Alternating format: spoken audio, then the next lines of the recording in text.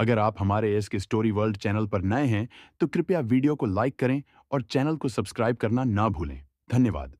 चले जाओ, इतनी जल्दी हो सके चले जाओ।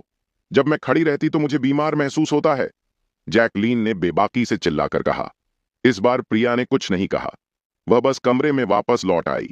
जिस व्यक्ति ने उसे बीमार और घृणित महसूस किया था, वह पहले ही भुगतान कर चुका था, इसलिए स्वाभाविक रूप से उसे अब और जाने की बर्बादी नहीं थी। शौर्य परिसर में अकेले चला गया। वह हाल ही में सबसे पुरानी घटनाओं के बारे में सोच रहा था। शौर्य का स्वभाव शांत स्वभाव का था। अगर उसके पास पैसा भी होता तो वह निखिल और बाकी लोगों की तरह घमंडी या दबंग नहीं हो सकता था। शौर्य कभी भी इतनी फिजूल खर्च नहीं हो सका। हालांकि कम महत्वपूर्ण आवश्यक रूप से सर्वोत्तम विकल्प नहीं था। इस बार की तरह शौर्य को यह पता नहीं था कि उसके साथ अन्याय हुआ है। उसे अपनी संपत्ति जनता के सामने क्या कहना चाहिए था? शौर्य अपने दिल में केवल कड़वी मुस्कान ही दे सका। इसी दौरान अचानक उसे अपनी कक्षा के ग्रुप चैट में एक टेक्स्ट संदेश प्राप्त हुआ। यह कैसेंड्रा द्वारा की गई घोषणा थी। सहपाठियों, कुछ अध्ययनों से पहले ही स्कूल छोड़ दिया है। क्या अदिति ने स्कूल छोड़ दिया? हे भगवान, यह कब हुआ? यह विवान की वजह से होना चाहिए। अगर आप इसके बारे में अध्ययन में हैं, तो विवान से जुड़ी घटना का असल में अदिति पर बहुत बड़ा प्रभाव पड़ा है। अदिति को स्कूल में रखने की जगह निश्चित रूप से बहुत शर्म की बात है, इसलिए स्कूल के छात्रों निश्चित रूप से उसका सबसे अच्छा विकल्प होगा। हाँ, अदिति को हमेशा से अपना चेहरा सबसे ज्यादा पसंद आ रहा है। सबसे पहले उसने उस गरीब से डेट किया था। हाँ, अदिति को सच में चेहरा सबसे ज्यादा पसंद था। सबसे पहले उन्होंने शौर्य को डेट किया। उसके बाद वह यूरी के साथ जुड़ गईं। नतीजा, शौर्य की तुलना में विवान कुछ भी बेहतर नहीं है। वह बस इसीलिए पैसे उधार ले जा रहा था क्योंकि उसके पास पैसे नहीं थे। कम से कम शौर्य के पास अब कुछ पैसे हैं क्योंकि उसने लॉटरी जीत ली है। हम अगर मैं अदिति होता तो मेरे पास स्कूल जाने के लिए कोई चेहरा नहीं होता। आह। ग्रुप चैट में खबर सामने आने के बाद सभी लोग इस मामले पर चर्चा कर रहे हैं। ऐसा लग रहा था जैसे परिणाम यह स्थिर स्थिति थी। शौर्य अपने सेल फोन को हाथ में लेकर ही दंग रह गया। शौर्य को तब बहुत दुख हुआ जब उसने यह समाचार सुना कि अदिति ने कॉलेज छोड़ दिया है। आखिरकार दोनों ने 3 साल तक एक साथ कॉलेज में पढ़ाई की। उस समय की खूबसूरत यादें उन्हें आज भी स्पष्ट रूप से याद हैं। शौर्य भी इस बार खुद को चमका रहा था। उसे अच्छी तरह पता था कि अदिति ने स्कूल क्यों छोड़ा। यदि उस दिन उन्होंने अदिति को अन्यथा नहीं दिया, तो शायद अदिति ने अपना अध्ययन जारी रखा। आखिरकार वे स्नातक होने वाले थे। यदि उस दिन वे निर्दयी और भावनाहीन शब्द न कहे जाते, तो अदिति इतना निराश न होता। उस दिन अदिति की आंखों में गहरी नजर के बारे में छुपे शौर्य को लगा कि उसका दिल थोड़ा दुख रहा है। उसकी प्रतिकृति कितनी गंभीर थी। शौर्य ने केवल अपने आप को ही दोषी ठहराया था और उसे थोड़ा अफसोस हुआ क्योंकि वह आत्मग्लानि से भर गया था। यह विशेष रूप से तब हुआ जब शौर्य एंजेस्ट में स्थित छोटी झील की ओर चला गया। यह वह स्थान था जहां उनकी अदिति से पहली मुलाकात हुई थी। शौर्य गरीब था, इसलिए वह उसे कैफे में डेट पर ले जाने में अभागा था। उसे अभी भी याद है कि वह उस दिन देर से आई थी और उसे अदिति को 10 मिनट से अधिक समय तक इंतजार करना पड़ा था। हालांकि अदिति ने उसे बिल्कुल भी दोष नहीं दिया। दोनों ने एक दूसरे का हाथ पकड़ लिया और एक के बाद एक छोटी सी झील के चारों ओर चक्कर आ गए। वे और बातें तो नहीं करते थे, लेकिन दोनों चुप रहते थे और घर में कुछ भी नहीं छोड़ते थे। उसने बीच बीच में अपनी नजरें डालीं और भी अपनी तरफ इशारा किया। यह मॉडल प्रेम वैसा नहीं था जैसा आपने टेलीविजन पर देखा था। हालांकि शौर्य को इस वजह से प्यार का स्वाद चखने का मौका मिला। शौर्य को अच्छी तरह से याद है कि उन्होंने कहा था कि वे स्नातक होने के बाद शादी कर लेंगे और वे दोनों अपनी शादी की तस्वीरें लेने के लिए इस छोटी सी झील पर वापस आएंगे। वे आदर्श, अच्छे और अद्भुत दिन थे। हालांकि कुछ डॉक्यूमेंट्री के बाद अदिति पूरी तरह से बदल दी गई थी। दरअसल शौर्य भी अब एक अलग शख्सियत थे। शौर्य को यह नहीं पता था कि उसे अदिति के लिए दुख क्या हो रहा था जो उसे पहले पता था, या उसे क्या अदिति को दुख हो रहा था जिसे वह अब जानता था। संक्षेप में कहें तो वह बहुत परेशान था। उसके बाद शौर्य ने अदिति को फोन किया क्योंकि वह उसे मनाना चाहती थी। नतीजा, कॉल नहीं हो सकी और अदिति ने सबसे पहले अपना फोन नंबर रद्द कर दिया था। वह अपने QQ अकाउंट या टेक्स्ट मैसेजिंग ऐप पर व्यक्तिगत संपर्क नहीं कर सकता। वह आर्किटेक्चर चला गया। शौर्य लेक किनारे पर बैठ गया क्योंकि वह असमंजस में कुछ देर से था। इस समय उन्हें अचानक QQ एक फोन पर आया। शौर्य ने अपना सेल फोन उठाया और पाया कि यह अदिति के रूममेट माया का फोन था। तुम कहाँ हो? माया का स्वर बहुत अच्छा था, लेकिन शौर्य का प्रतिव्यवहार हमेशा से ऐसा ही था। छोटी झील, शौर्य ने उत्तर दिया। ओह ओह, जहां मेरा इंतजार करो। अदिति के जाने से पहले उसने मुझे व्यक्तिगत रूप से कुछ कहने को कहा था। माया जल्दी से छोटी झील पर पहुंच गई। उसने छोटी स्कर्ट पहनी हुई थी। उसके लंबे बाल कंधों पर लटक रहे थे। उसकी त्वचा चमकदार और गोरी थी और वह वाकई एक लोकप्रिय इंटरनेट सेलिब्रिटी की तरह दिख रही थी। हालांकि किसी भी अन्य इंटरनेट सेलिब्रिटी के विपरीत माया की सुंदरता वास्तव में प्राकृतिक थी। शौर्य ने माया को बिना किसी मेकअप के पहले ही देख लिया था और वह निश्चित रूप से अन्य सभी सुंदरियों के बीच एक सुंदरता मानी जा सकती थी। वास्तव में शौर्य को इस बारे में सोचकर थोड़ी शर्मिंदगी महसूस हुई। अपने नए साल के दौरान माया शौर्य के सामने बैठी थी। शौर्य भी गुप्त रूप से माया को पसंद करता था। दुर्भाग्यवश अन्य लड़कियों की तुलना में माया के लड़कों के प्रति मानक बहुत ऊंचे थे। विवान, जो अमीर और धनी था, और यहां तक कि अभिनव, जो माया का बेतहाशा पीछा कर रहा था, दोनों को ही माया ने नजरअंदाज कर दिया था। शौर्य का तो जिक्र ही न करें। अच्छा अच्छा, तुम सच में अकेले ही झील के किनारे बहुत इत्मीनान से बैठे हो। अदिति ने मुझे तुम्हें एक संदेश देने के लिए कहा था, माया ने ठंडे स्वर में कहा और अपनी दोनों बाहें छाती पर रख लीं। उसने क्या कहा? शौर्य ने पूछा। उसने कहा था कि वह जल्द या बाद में वापस आएगी और वह निश्चित रूप से आपको शर्मिंदा महसूस कराएगी। शौर्य, उसने आपको इसके लिए इंतजार करने के लिए कहा था।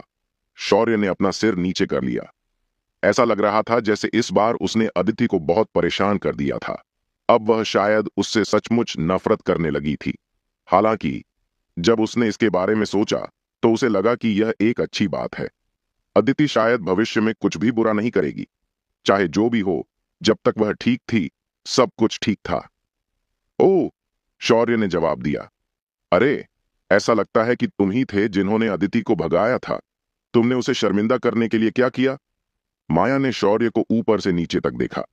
भले ही शौर्य पहले ही लॉटरी जीत चुका था, माया को इसकी ज्यादा परवाह नहीं थी। ज्यादा कुछ नहीं। शौर्य का दिमाग उलझन और उलझन में था। इसके अलावा उस दिन जो कुछ हुआ था उसके बारे में बात करना उसके लिए अच्छा नहीं होगा। माया को इसके बारे में बताना तो दूर की बात है। यह व्यक्ति निश्चित रूप से अपने सभी मामलों के बारे में उसके लाइव प्रसारण में बात करेगा। यह पहली बार नहीं होगा कि वह ऐसा कुछ कर रही हो। यह आप पर निर्भर है कि आप इसे कहना चाहते हैं या नहीं।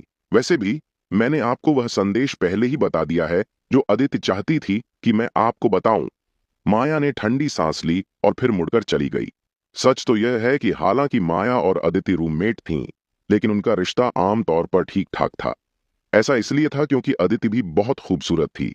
आखिरकार अल्फा तो सिर्फ एक ही हो सकता है। हालांकि अब जब अदिति जा चुकी थी तो माया को बहुत राहत महसूस हुई।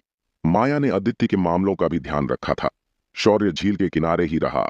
उसे अब बहुत थकान महसूस हो रही थी, इसलिए वह लेट गया और अपने हाथों से अपने सिर को सहारा दिया। यहां पर उन्होंने जो मौन का क्षण बिताया वह सचमुच शौर्य के हृदय को शांति प्रदान कर सका। अचानक उसे अपने पास आते कदमों की आवाज सुनाई दी।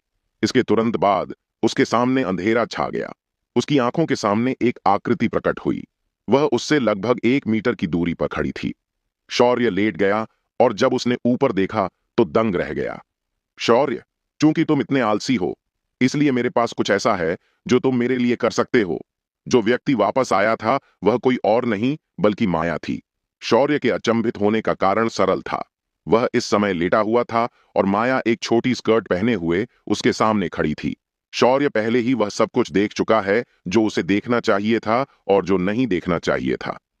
अरे बाप रे! शौर्य शर्मा गया और जल्दी से खड़ा हो गया। क्या कहा आपने? तुम वाकई बहुत दयनीय हो। तुम्हारे पास अब थोड़ा पैसा है क्योंकि तुमने लॉटरी जीत ली है, लेकिन तुम बिल्कुल भी नहीं दिखते कि तुम्हारे पास कोई पैसा है। तुम ऐसे दिखते हो जैसे तुमने पहले कभी कोई लड़की नहीं देखी। क्यों? तुम इतने लंबे समय तक अदिति के साथ थे, लेकिन तुम दोनों के बीच कुछ नहीं हुआ। तुम्हारे चेहरे के भाव के आधार पर यह कहने की जरूरत नहीं है कि इसके अलावा और कुछ नहीं हुआ। माया ने तिरस्कारपूर्वक कहा। वह जानती थी कि शौर्य क्यों शर्मा रहा था।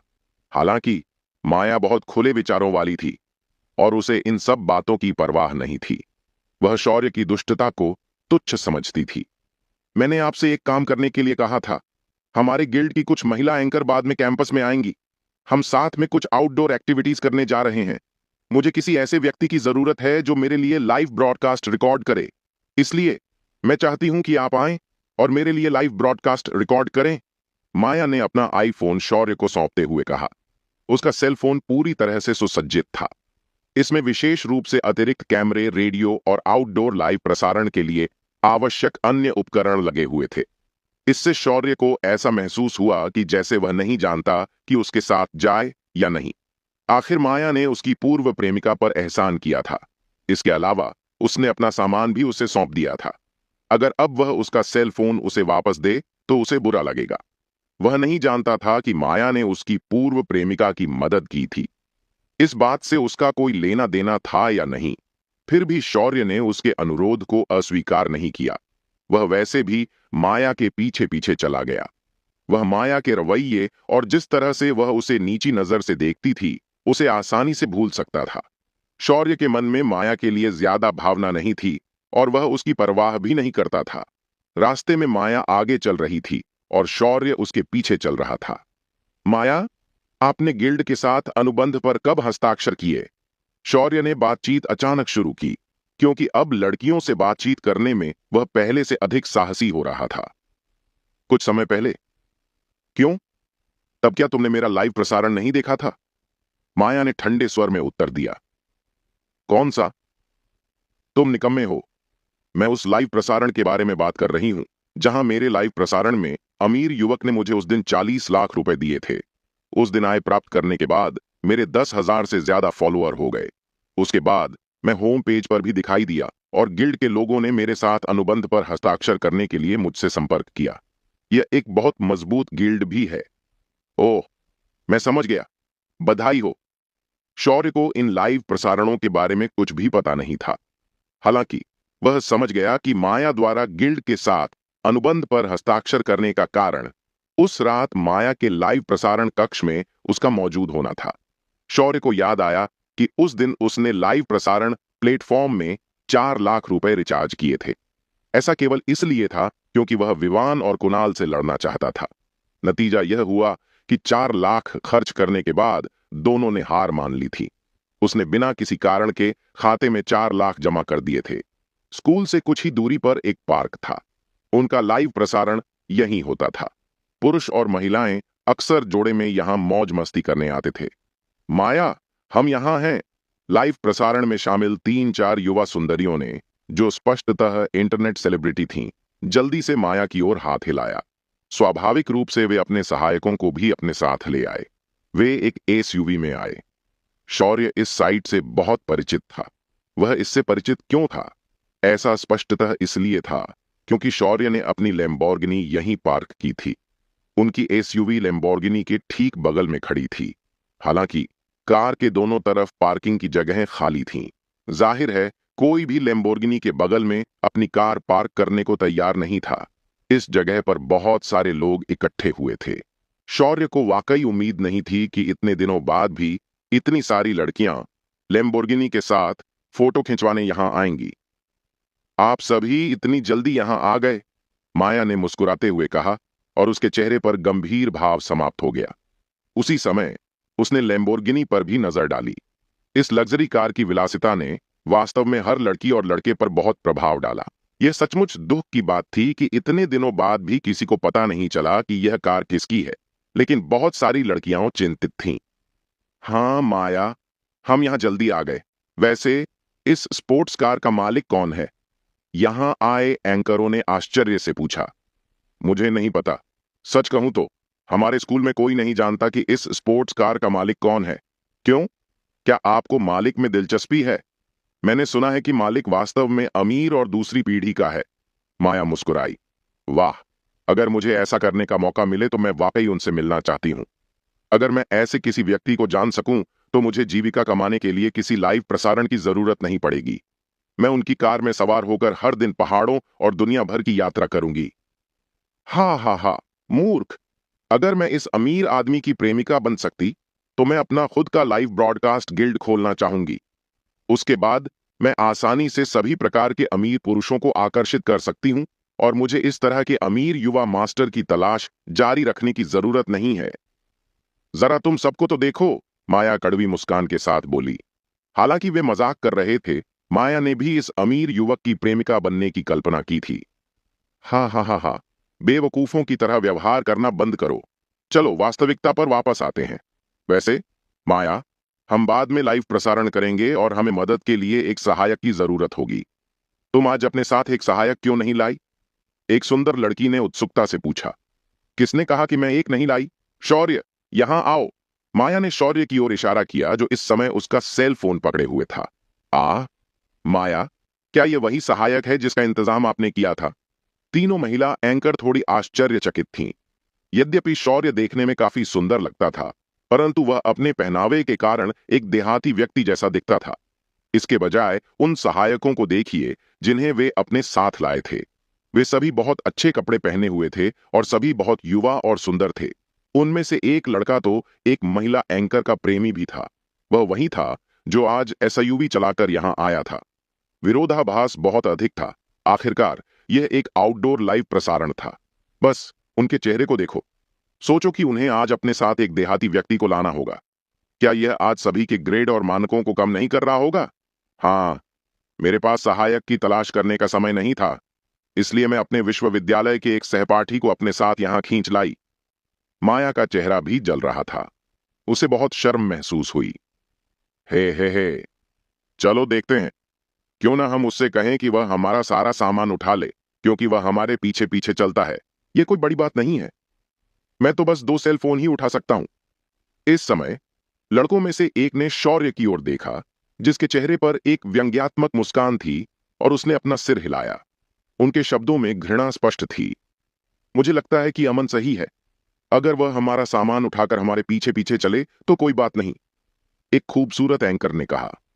ठीक है शौर्य, तुम मेरा सेलफोन हेक्टर को क्यों नहीं दे देते?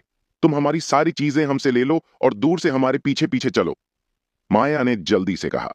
शौर्य अपने दिल में गुस्से की लहर महसूस करने से खुद को नहीं रोक सका। लानत है, मैं आज तुम्हारी मदद करने के लिए यहां आया हूं। क्या तुमने सच में सोचा था कि मैं यहां तुम्हारा नौकर बनकर आया हूं? हालांकि जब उसने सोचा कि वह पहले से ही यहां है, तो उसके लिए अभी यहां से जाने का कोई मतलब नहीं है। भले ही उसे यह पसंद न हो, फिर भी वह आराम से उनके लिए चीजें ढोता रहेगा। ला ला ला, मेरे प्यारे प्रशंसकों, सभी को शुभ दोपहर। मैं तुम्हारी स्वीटी हूं। मुझे तुम सबकी बहुत याद आती थी। लाइव प्रसारण शीघ्र ही शुरू हो गया और कई खूबसूरत लड़कियों ने अपने प्रारंभिक भाषण के साथ अपना लाइव प्रसारण शुरू किया। अमन अमन, जल्दी करो और इस लग्जरी स्पोर्ट्स कार पर कैमरा लगाने में मेरी मदद करो, पीले बालों वाली खूबसूरत एंकर, जिसका नाम सारा था, ने कहा। माया ने भी इस अवसर का लाभ उठाकर लैम्बोर्गिनी के पास आ गई। वे बातें करते और हंसते रहे। शौर्य तब तक किनारे से देखता रहा जब तक कि वह थोड़ा ऊब नहीं गया। इस बार उसने माया के लाइव प्रसारण कक्ष में लॉग इन करने से पहले अपना सेल फोन निकाला। अप्रत्याशित रूप से उसका लाइव प्रसारण कक्ष अभी भी बहुत लोकप्रिय था। इस समय टिप्पणी क्षेत्र में बहुत भीड़ थी। अरे, यह कैसी कार है? यह लैम्बोर्गिनी रेवेंटन है। इसकी कीमत लगभग 50 करोड़ है और इसमें सभी तरह की शानदार सुविधाएं हैं। हाँ, इस कार का इंटीरियर डिजाइन बिल्कुल विश्व स्तरीय है। बस कार के इंटीरियर पर एक नजर डालें। लानत है, क्या हम कार का पैनोरामिक दृश्य देख सकते हैं? हमें कार का पैनोरामिक दृश्य दिखाओ। ये कार कौन चला रहा है? वह जरूर कोई बहुत अमीर आदमी होगा। ये बहुत बढ़िया स्पोर्ट्स कार है। एल, चारों खूबसूरत लड़कियों का लाइव प्रसारण बहुत प्रचारित हुआ। इस समय कोई भी सुंदरियों पर ध्यान केंद्रित नहीं कर रहा था। इसके बजाय सभी का ध्यान कार पर था। माया और अन्य लड़कियां अपने प्रशंसकों को संतुष्ट करते हुए उपहार मांगने के लिए संघर्ष कर रही थीं। उन्होंने स्पोर्ट्स कार को दूर से और पास से फिल्माया। इस दौरान उन्हें अनेक उपहार भी मिले। माया के लाइव प्रसारण कक्ष में एक अमीर व्यक्ति था, जिसने उसे 50,000 मूल्य के उपहार दिए। इससे लाइव प्रसारण कक्ष का माहौल थोड़ा चरमोत्कर्ष पर पहुंच गया। धन्यवाद आपका। ऐसे ही 1 घंटा बीत गया। वे चारों बाहर घूमना जारी नहीं रख सके। उन्होंने अपना लाइव प्रसारण लैम्बोर्गिनी के ठीक बगल में किया। उनमें से प्रत्येक ने इस समय पहले से ही काफी लोकप्रियता और अनुसरण प्राप्त कर लिया था। ओह, तुम लोग वास्तव में हमें लाड प्यार करना या लाड प्यार करना नहीं जानते। मुझे अब थोड़ा आराम करने की जरूरत है। अधिक से अधिक प्रशंसक लाइव प्रसारण कक्ष में घुस आए और कार को देखने का अनुरोध करने लगे। इतनी देर तक बात करने के बाद माया और अन्य लड़कियां पहले ही थक चुकी थीं। प्रियजनों, कृपया अच्छा व्यवहार करें। मैं थोड़ा पानी पीने के बाद लाइव प्रसारण जारी रखूंगी। सारा, क्या तुम अपने साथ पानी लाई हो? नहीं, हम कुछ भी नहीं लाए। क्यों ना हम कुछ खरीद लें? मेरा गला पहले से ही सूख रहा है। हम मुझे भी प्यास लगी है। मुझे भी अब तरबूज खाने का मन कर रहा है। महिला एंकरों ने मजाकिया लहजे में कहा। अच्छा शौर्य, तुम अभी जाकर हमारे लिए पानी और तरबूज क्यों नहीं खरीदते? जाओ। माया ने शौर्य की ओर उंगली उठाते हुए आदेश दिया। शौर्य पागल हो रहा था। वह उसके साथ कैसा व्यवहार कर रही थी। अफसोस, इन लड़कियों के पीछे पीछे घूमते घूमते उसे भी प्यास लगाई थी। उसे तरबूज खाने का भी मन कर रहा था। शौर्य ने हताश होकर इसे खरीदने का निर्णय लिया। उसने मिनरल वाटर का एक पैकेट, एक बड़ा तरबूज और एक तरबूज चाकू खरीदा। शौर्य अपने साथ सामान का एक बड़ा बैग लेकर वापस आया और वह वास्तव में थका हुआ था। इस समय माया और बाकी लड़कियां अभी भी कार की संभावनाओं के बारे में लाइव प्रसारण कर रही थीं। शौर्य, जल्दी करो और तरबूज काटो। लानत है, तुम पूरा तरबूज यहां वापस क्यों लाए? क्या तुम बेवकूफ हो? तुमने तरबूज को वापस लाने से पहले उस व्यक्ति से उसे काटने के लिए क्यों नहीं कहा? मैं अवाक हूं। सारा ने भी शौर्य को इस समय एक बाहरी व्यक्ति के रूप में देखे बिना ही उससे अभद्रता पूर्वक कहा। लानत है, अगर आप सभी लोग तरबूज खाने के लिए इतनी उत्सुकता से इंतजार नहीं कर रहे होते तो मैं तरबूज काटने के लिए वहीं इंतजार कर रहा होता। धिक्कार है, शौर्य ने गुप्त रूप से श्राप दिया। वह केवल तरबूज ही काट सका। उसे कहां काटना चाहिए? वह संभवतः इसे जमीन पर नहीं काट सकता था। ओह, उसे समझ आ गया। वह कार के हुड को तरबूज काटने के लिए फ्रूट टेबल की तरह इस्तेमाल कर सकता था। आखिरकार रेवेंटन पर पेंट को उतारना आसान नहीं था। जब शौर्य इस बारे में सोच रहा था, वह कार की ओर चला गया। टकराना। उसने मिनरल वाटर का एक बैग सीधे लैम्बोर्गिनी के बोनट पर फेंका। इसके बाद उसने तरबूज को हुड पर रख दिया और फिर उसे चाकू से काटना शुरू कर दिया। इस दृश्य को देखकर माया और वहां मौजूद अन्य लड़कियां जो लाइव प्रसारण कर रही थीं, दंग रह गईं। उनका सीधा प्रसारण भी बाधित हुआ। यहां कार की फोटो लेने आईं कई खूबसूरत लड़कियों के भी मुंह आश्चर्य से खुले रह गए। धिक्कार है, धिक्कार है, धिक्कार है। ये दो शब्द थे जो हर किसी के दिल में मौन रूप से उभरे। क्या यह व्यक्ति वास्तव में तरबूज काटने के लिए लैम्बोर्गिनी के सामने वाले हुड का उपयोग कर रहा था? शौर, क्या तुम पागल हो? इसे अभी हटाओ। माया डर के मारे पीली पड़ गई। वह बोलने वाली पहली व्यक्ति थी। शौर्य जरूर बीमार होगा। बिल्कुल, यदि उसने तरबूज काटा और ऐसा करते समय लैम्बोर्गिनी को खरोंच दिया तो वह इस जीवन में नुकसान की भरपाई नहीं कर पाएगी। क्या यह कमीना यहां जानबूझकर परेशानी खड़ी करने आया है? सारा और अमन भी दंग रह गए। इस समय लाइव प्रसारण कक्ष में सभी प्रशंसक हूटिंग कर रहे थे। उन्होंने कहा कि यह रकम करोड़ों के आसपास होगी। तुम वहां क्यों हैरान होकर खड़े हो? जल्दी से सब कुछ नीचे उतारो और कार को साफ करो। अगर किसी को इस बारे में पता चल गया तो क्या होगा? फिर तुम वहां से नहीं जा पाओगे। माया को बहुत पछतावा हुआ। अगर उसे कोई सहायक नहीं मिल पाया तो उसे बस कुछ पैसे खर्च करके उसे रख लेना चाहिए था। वह शौर्य को अपने साथ यहां क्यों लाई? क्यों? ओ, कोई बात नहीं। अगर कार पर खरोंच भी आ गई तो भी कोई बात नहीं। शौर्य कड़वाहट से मुस्कुराया। अगर कार पर वाकई खरोंच लगी थी तो खरोंच तो उसने ही लगाई थी। उसे किसी से कोई मुआवजा मांगने की जरूरत नहीं थी। वे इतने घबराए हुए क्यों थे? क्या मतलब है कि अगर कार पर खरोंच भी आ जाए तो कोई बात नहीं? जल्दी करो और ये चीजें अभी ले जाओ। माया ने गुस्से से अपने पैर पटके। शौर्य के पास तरबूज और मिनरल वाटर का पैकेट नीचे ले जाने के अलावा कोई विकल्प नहीं था।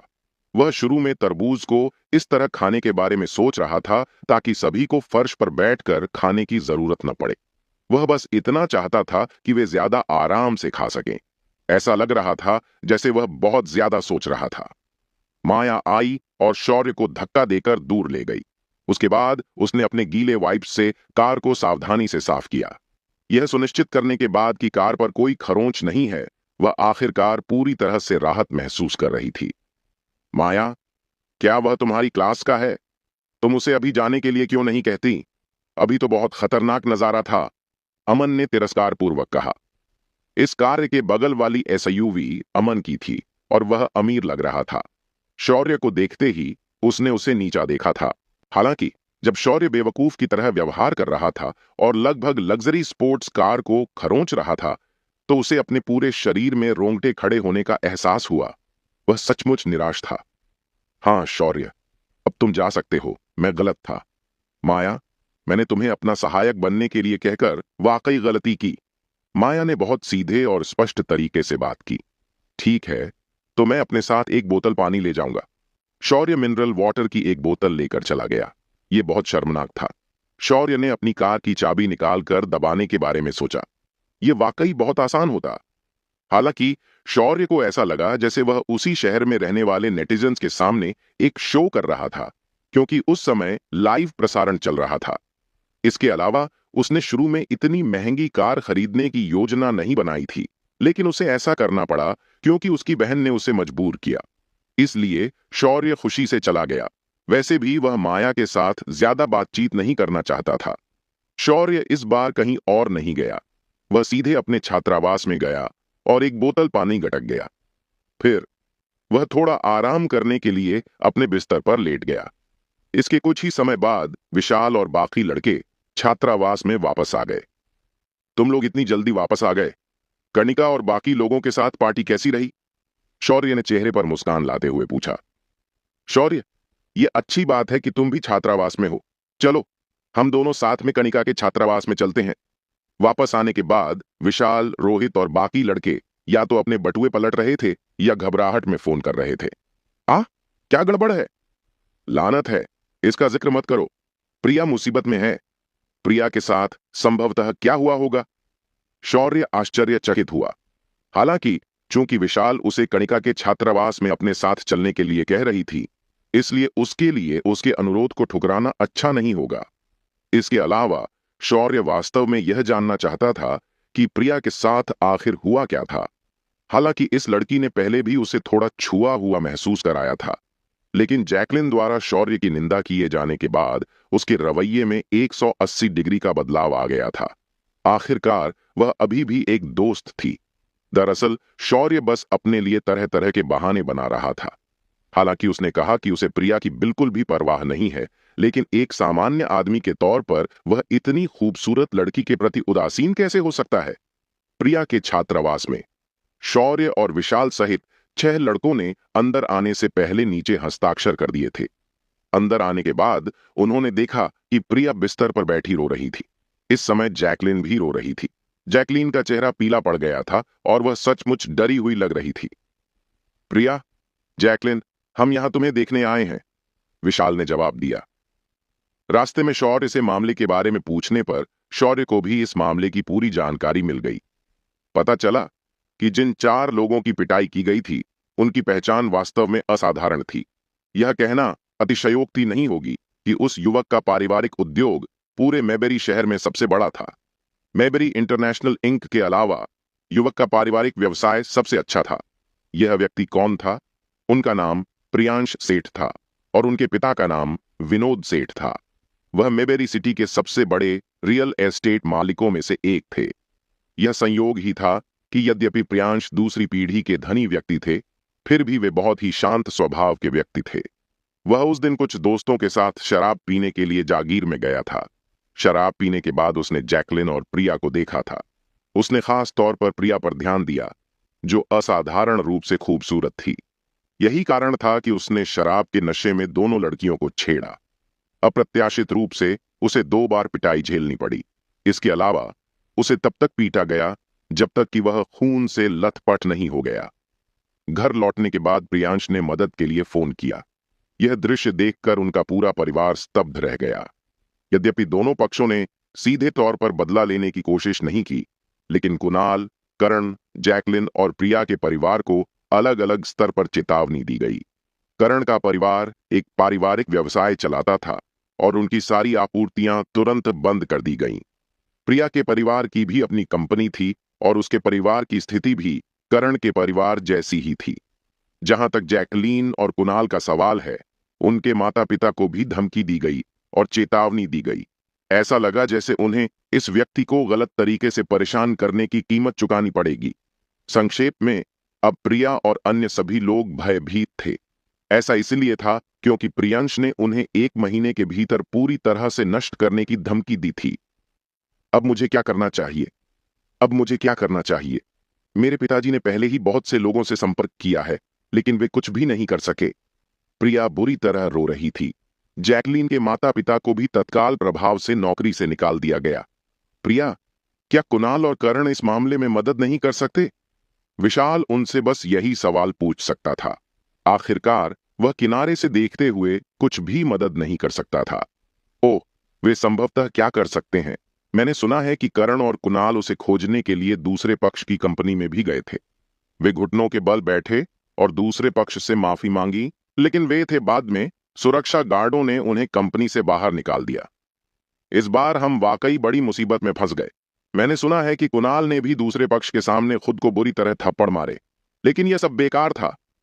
छात्रावास में एक अन्य लड़की भी बहुत चिंतित थी। प्रिया और भी जोर से रोने लगी। जैकलीन भी वैसी ही थी। वे पहले की तरह घमंडी नहीं दिख रही थीं। तो फिर हम पुलिस को क्यों नहीं बुलाते? रोहित ने अपना सिर खुजलाते हुए कहा। मेबेरी सिटी में सेठ परिवार के बारे में कौन नहीं जानता होगा। वे वाकई बहुत ही शानदार और शक्तिशाली थे। अधिकांश लोग उन्हें अपमानित करने का जोखिम नहीं उठा सकते थे। प्रिया ने अपना सिर हिलाते हुए कहा, नहीं, इसका कोई फायदा नहीं है। अलावा हम ही थे जिन्होंने पहले उन्हें पीटा था और उन्होंने बिल्कुल भी जवाबी हमला नहीं किया। अगर हम पुलिस में रिपोर्ट भी दर्ज कराते हैं तो भी हमें ही गिरफ्तार किया जाएगा। जब सबने यह सुना तो उन्हें लगा कि सचमुच ऐसा ही है। अब इतना दुखी मत हो, समस्या का हमेशा कोई ना कोई समाधान निकल ही आता है। शौर्य, जो अभी तक कुछ भी नहीं बोला था, अचानक इस समय बोल उठा। वह सचमुच नहीं जानता था कि उन्हें कैसे मनाया जाए। हालांकि उसने विशाल और कणिका को चेहरा देने का फैसला किया। आखिरकार यह कणिका के जन्मदिन के भोज के दौरान हुआ था। शौर्य कुणाल से पूछना चाहता था कि क्या उसके पास इस मामले से निपटने के लिए कोई अच्छा समाधान है। तुम भी यहां हो? बकवास, बकवास, बकवास। तुम्हें यहां आने की हिम्मत किसने दी? तुम्हारे पास यहां आने की हिम्मत ही क्यों है? शौर्य की बातें सुनकर जैकलीन अपना आपा खो बैठी और बहुत क्रोधित हो गई। अब तो वह उसे डांटने और उसका मजाक उड़ाने लगी थी। इस पूरे मामले के पीछे स्रोत कौन था? क्या यह सब इसलिए नहीं था क्योंकि शौर्य एक दयनीय व्यक्ति था? यदि यह शौर्य की वजह से नहीं होता तो क्या प्रिया को इतनी शर्म आती कि वह तुरंत शौचालय की ओर भागती? यदि प्रिया गुस्से में शौचालय की ओर नहीं भागी होती तो क्या वह उसके पीछे शौचालय तक जाती? यदि उनमें से कोई भी शौचालय नहीं गया होता तो क्या वे प्रियांश जैसी पृष्ठभूमि वाले किसी व्यक्ति को उकसाते? इस मामले के पीछे अपराधी शौर्य था। फिर भी क्या वास्तव में उसके पास यहां आने का साहस था? जैकलीन बिस्तर से उछल पड़ी और उसने शौर्य पर हाथ उठाया। वह इस बदमाश से वाकई नफरत करती थी। थप्पड़! वह शौर्य को जो थप्पड़ मारने की योजना बना रही थी, वह योजना के अनुसार नहीं हुआ। जैसे ही उसने अपना हाथ हवा में उठाया, शौर्य ने उसे थप्पड़ मारने से पहले ही रोक दिया। जैकलीन, बस बहुत हो गया। शौर्य ने उसे जोर से जमीन पर धकेल दिया। शौर्य का स्वभाव अच्छा था। उसका स्वभाव आमतौर पर बहुत अच्छा होता था, लेकिन इसका मतलब यह नहीं था कि उसे गुस्सा नहीं आता था। इस लड़की ने उसे कई बार नीचा दिखाया और थप्पड़ भी मारे। अदिति उसकी पूर्व प्रेमिका थी, इसलिए जब भी वह उसे थप्पड़ मारती थी तो वह उससे लड़ने के लिए खुद को तैयार नहीं कर पाता था। लेकिन जैकलीन उसके लिए कौन थी? कोई नहीं। इसलिए शौर्य अब अपना गुस्सा नहीं रोक सका। तुमने मुझे मारने की हिम्मत की? जैकलीन पागलों की तरह व्यवहार कर रही थी। वह लाल और सूजी हुई आंखों के साथ जमीन पर बैठी थी और लगातार रो रही थी। ठीक है, बहुत हो गया, बहुत हो गया। कणिका और दूसरी लड़कियों ने जल्दी से जैकलीन को समझाया। प्रिया ने शौर्य की ओर देखा और फिर व्यंग्यात्मक लहजे में कहा, शौर्य, क्या तुम यहां हमारा मजाक उड़ाने और हमें मजाक की तरह लेने आए हो? प्रिया सचमुच शौर्य से बेहद नफरत करती थी। हालांकि उसने जैकलीन जैसा व्यवहार नहीं किया। प्रिया, जैकलीन, शौर्य सिर्फ ये देखने आया था कि तुम लड़कियां कैसी हो, क्योंकि उसने सुना था कि तुम्हारे साथ कुछ हुआ है। वह तुम्हारे साथ मजाक क्यों कर रहा होगा? विशाल ने तुरंत हस्तक्षेप किया, क्योंकि वह अब और इसे बर्दाश्त नहीं कर सकता था। पफ फाट, अगर वह हमारा मजाक उड़ाने के लिए यहां नहीं आया है, तो वह यहां क्या कर रहा है? मुझे पता है कि वह मुझसे नाराज है, क्योंकि मुझे पता चला है कि वह एक जिगोलो है। मैं उसे बहुत अच्छी तरह से जानती हूं। सच कहूं तो मैंने इससे पहले भी उसके पीछे जाने और उसका पीछा करने के बारे में सोचा था, जैकलिन ने डांटते हुए कहा और उछल पड़ी। वह शौर्य के अतीत को समझती थी और शौर्य में वास्तव में दिलचस्पी रखती थी। जैस्लीन शौर्य से बहस जारी रखने वाली थी, लेकिन इसी समय अचानक प्रिया का सेल फोन बज उठा। पिताजी, कैसा रहा? जिस शक्तिशाली और प्रभावशाली व्यक्ति से आपने मदद मांगी थी, उसने क्या कहा? प्रिया ने घबराकर पूछा। जैकलीन अंततः शांत हो गई थी और प्रिया की बात ध्यान से सुन रही थी। इस समय वह जिस एकमात्र व्यक्ति पर भरोसा कर सकती थी, वह था प्रिया का परिवार। पिताजी, उदास मत होइए। अगर उन्होंने कहा कि वे व्यस्त हैं, तो शायद वे वाकई व्यस्त हैं। इस बारे में ज्यादा मत सोचिए। मैं अभी भी अपने छात्रावास में हूं। मेरे कुछ दोस्त मुझसे मिलने आए थे। मुझे भूख नहीं लगी है। नहीं, मुझे भूख नहीं लगी है। अभी तक कुछ नहीं खाया है, लेकिन मुझे ज्यादा भूख नहीं है। नहीं। आह, ठीक है, तो मैं उनसे पूछ लूं। उसके बाद प्रिया ने फोन रख दिया। उसके चेहरे पर कुछ निराशा के भाव थे जब उसने कहा, मेरे पिताजी रेस्तरां में हैं और वे किसी से हमारे लिए कुछ अच्छा कहने के लिए कह रहे थे, लेकिन दूसरे पक्ष ने उन्हें मना कर दिया क्योंकि उसने कहा कि वह व्यस्त था। मेरे पिताजी अब मुझे रेस्तरां में जाने के लिए कह रहे हैं क्योंकि उन्होंने पहले ही बहुत सारे व्यंजन ऑर्डर कर दिए हैं और वे इसे वापस नहीं मांग सकते। तो फिर हम साथ में वहां क्यों नहीं चलते? आखिरकार आप सभी पूरी दोपहर मेरे साथ रहे हैं। अपनी बात समाप्त करने के बाद उसने विशाल और अन्य लड़कों की ओर देखा। विशाल, तुम सब भी हमारे साथ क्यों नहीं आते? मैं आखिरकार समझ गई कि मुझे अब क्या करना है। अब इस मामले के बारे में चिंता करना हमारे लिए बेकार है। क्या बड़ी बात है? मैं कल ही उसकी कंपनी में जाऊंगी और व्यक्तिगत रूप से प्रियांश से विनती करूंगी। प्रिया, तुम... कणिका को स्वाभाविक रूप से प्रिया के शब्दों का मतलब समझ आ गया। वह उसे रोकना चाहती थी, लेकिन वह कुछ कह नहीं पाई। क्या इससे बाहर निकलने का कोई और रास्ता था? लड़कियों की भीड़ नीचे चली गई। इस समय प्रिया बहुत असहाय महसूस कर रही थी और इस समय वह सबसे अधिक यही चाहती थी कि उसके पिता उसके पास रहें। जैकलीन और बाकी लड़कियां भी वहां जाने के लिए बहुत इच्छुक थीं। ऐसा इसलिए था क्योंकि उनके आसपास एक वयस्क होने से कम सुरक्षा का एहसास होता था। आखिरकार सभी वयस्क अनुभव से भरपूर होते हैं, इसलिए वे निश्चित रूप से इन युवाओं की तुलना में इस तरह की स्थिति से निपटने के लिए बेहतर ढंग से सुसज्जित होंगे। विशाल उसके अनुरोध को अस्वीकार नहीं कर सके, इसलिए उन्होंने स्वाभाविक रूप से उनका अनुसरण किया। आश्चर्य की बात यह है कि इस बार शौर्य पीछे नहीं हटा।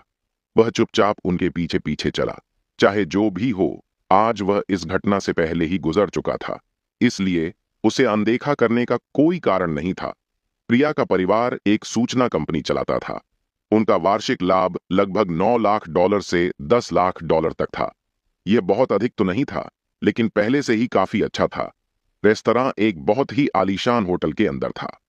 शौर्य और अन्य लोगों के रेस्तरां में प्रवेश करने के बाद उन्हें एहसास हुआ कि प्रिया के माता पिता ने वाकई एक टेबल पर महंगी शराब और व्यंजन मंगवाए थे। दुर्भाग्यवश जिस व्यक्ति को वह आज यहां आमंत्रित करना चाहते थे, वह यहां मौजूद ही नहीं था। प्रिया, तुम यहां हो? जॉर्ज मुस्कुराते हुए खड़ा हुआ। अब जबकि उसकी बेटी ने इतनी बड़ी मुसीबत खड़ी कर दी है, उसकी कंपनी भी अब एक भयानक स्थिति में आ गई है। प्रियांश के क्रूर शब्दों और धमकियों के बाद उसकी कंपनी शायद 1 महीने के भीतर दिवालिया होने वाली थी। वह ऐसे ही 10 साल से अधिक की कड़ी मेहनत खो देगा। इस समय वह केवल मुस्कुराने के लिए मजबूर हो सका। नमस्ते अंकल आंटी। सभी ने एक दूसरे को बधाई दी। प्रिया, डैड तुमसे कुछ पूछना चाहते हैं। क्या तुमने नहीं कहा कि तुम्हारा एक सहपाठी वाकई कमाल का है? मैंने तुम्हें कहते सुना कि उसका बहुत मजबूत नेटवर्क है और कुछ बहुत शक्तिशाली लोगों से उसका संबंध है। क्या तुम्हारा यह सहपाठी आज तुम्हारे साथ है? दोस्तों, आपको यह एपिसोड कैसा लगा, हमें कमेंट करके जरूर बताएं और इस वीडियो को लाइक और शेयर करना ना भूलें। चलिए मिलते हैं एक नए एपिसोड के साथ। धन्यवाद।